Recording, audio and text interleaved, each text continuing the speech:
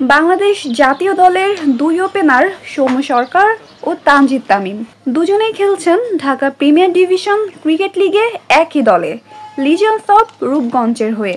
তবে পারফরমেন্সের দিক থেকে দুজনের মধ্যে আকাশ পাতাল পার্থক্য।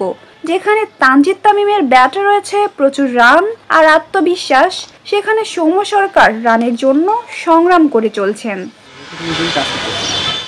চলতি ডিপিএলে 2 ম্যাচ খেলে এখনও রানের খাতা খুলতে পারেননি সৌম্য সরকার।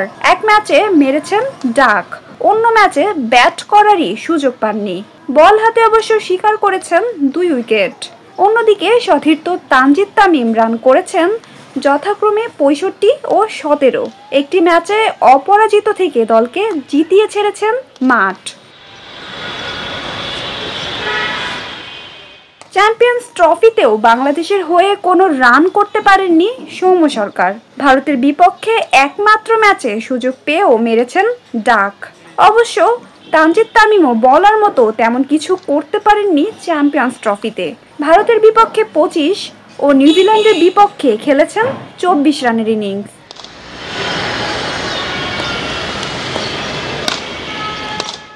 বর্তমানে কিছুটা অফ ফর্মে থাকলেও জাতীয় দল কিংবা ঘরোয়া ক্রিকেট সবখানেই নিজের প্রতিভার স্বাক্ষর রেখেছেন সৌম্য সরকার।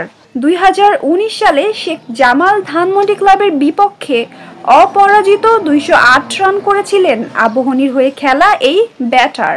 লিস্ট এ ক্রিকেটে এটি বাংলাদেশের ব্যাটারদের মধ্যে একমাত্র ডাবল সেঞ্চুরি, যে রেকর্ড আজ পর্যন্ত ভাঙতে পারেননি কেউ। দেশ জুড়ে তোলপাড় ওয়ালটন ফ্রিজ কিনে আপনিও হয়ে যেতে পারেন মিলেনিয়ার। জাতীয় দলে ওপেনিং পজিশন নিয়ে প্রতিযোগিতা তীব্র। প্রতিযোগিতায় আছেন লিটন দাস, পারভেজ হোসেন ইমন সহ আরো অনেকেই। তাই তানজিদ তামিম যেমন এগিয়ে যাচ্ছেন, তেমনি সৌম্য সরকারের জন্য ঘরোয়া ক্রিকেটই হতে পারে অন্যতম ভরসা। তানজিদের এই পারফরমেন্স জাতীয় দলে তার জায়গা আরও শক্ত করবে। সেখানে সৌম্য সরকারের ব্যর্থতা তার অবস্থানকে ঝুঁকিতে ফেলতে পারে।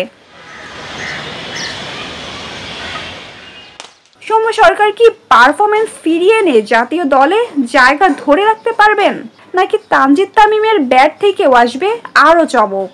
সময়ই বলে দেবে তার উত্তর। নাজিফা তাসনিম, ক্রিকেট 97।